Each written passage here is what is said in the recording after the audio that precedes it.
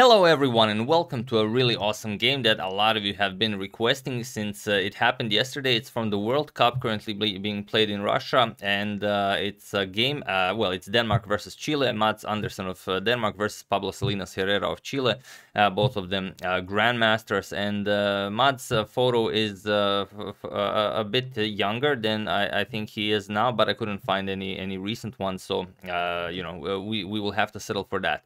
But it's a really wild game, and once I started receiving all of your suggestions, I didn't think it was the game was this interesting. And even when I saw the final position, I was still like, yeah, I mean, it's fine, but is it really? I mean, why are people suggesting it so much?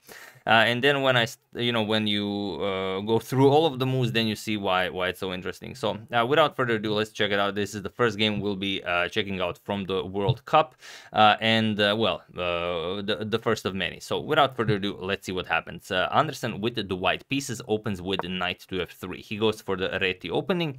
We have d5 striking in the center, and now e3. E3 is not the most popular idea here. Usually white will go d4, c4, g3, any of the moves, but e3 isn't played that much. But okay, we have e3, knight to f6, and now c4. So probably in a way to confuse black in order maybe to avoid some lines.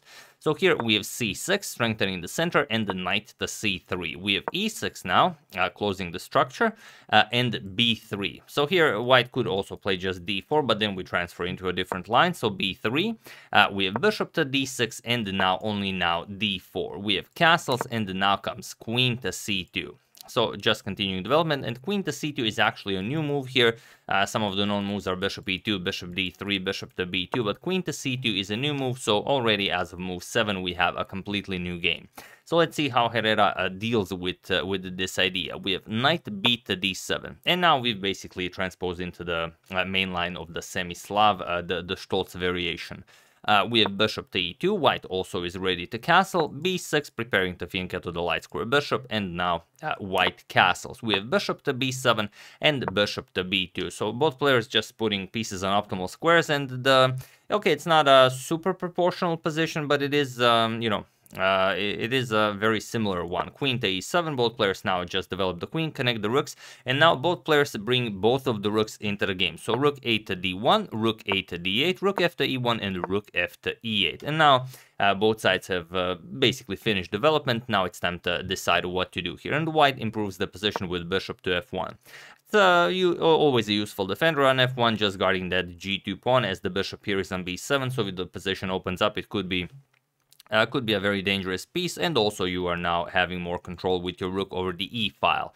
And now comes c5. Black also needs an active move, and he decides to bust open the position with c5.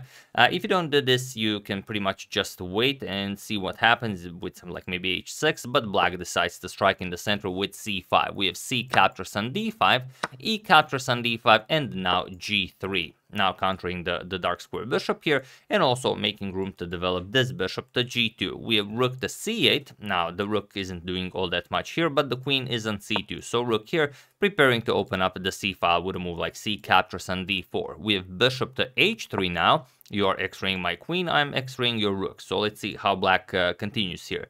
C captures on d4, and now comes knight captures on d4. You might think, okay, why not e captures on d4? This exposes the queen to the rook, but now knight to e4 is also very strong, and now there's a double attack on the knight. Could be very annoying if the bishop comes to b4 with a triple attack. Maybe not allow black so much activity. So instead we have knight captures on d4, and now bishop to b4. Now piling up on this knight, we have knight d to e2, now adding another defender here, and now comes knight to e4. Knight to e5 was also possible, but knight to e4 is what makes this game special. And now the position is really awesome because both white and black have a chance to do something great here. White, for example, there's only one good move for white here, and that's, well, you'd never guess, but it's actually queen captures on e4. It's a move you don't play ever. I mean, if you actually see what black is trying to do, then you start looking for ways out of this mess, and then you maybe find queen captures on e4.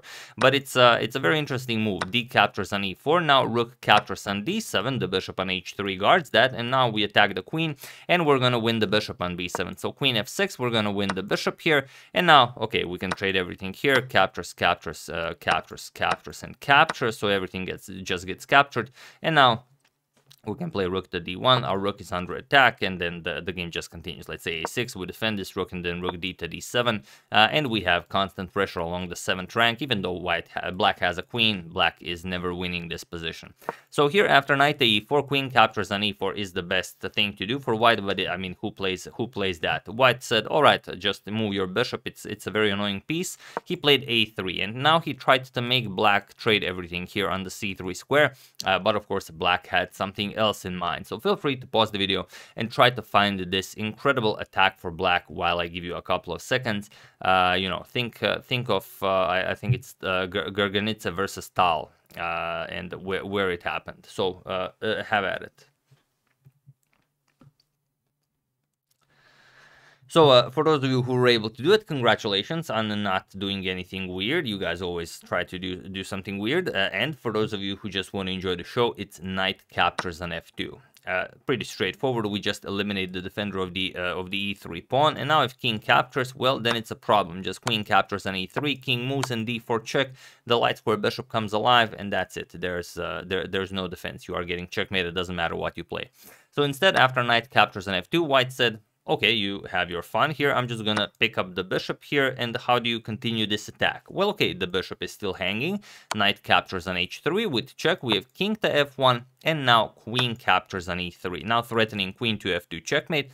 So white has only one way to, not to save the game, but maybe to prolong the game, and that is queen to f5. So still posing some problems. The knight is now under attack. Also, this knight is under attack. You don't really care about this one since, black is threatening checkmate, but this knight is under attack. So here we have knight to f6. And now, again, it's a pretty interesting move because, well, now if you go for this capture, queen captures here, just queen to f3 check. And now after the king moves, then the knight comes to g4. And again, it's a position you simply can't play. There's no way to play this. If rook to f1, then we just play queen to e3 check.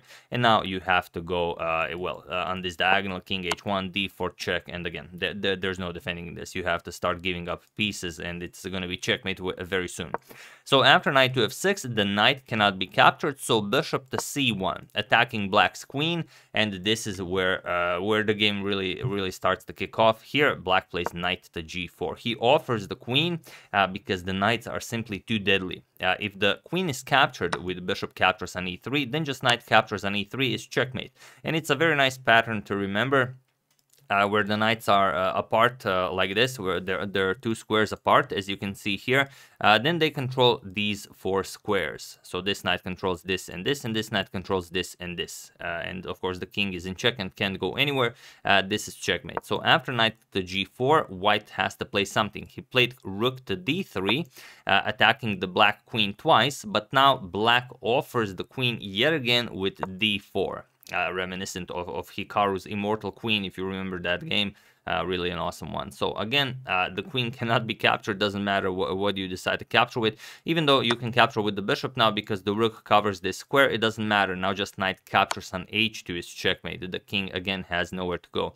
Now this is covered by the knights, and of course the g2 square is covered by our good friend the dark square bishop. So here after d4 we have rook e to d1, creating some breathing room for the king here. So maybe the king can now escape.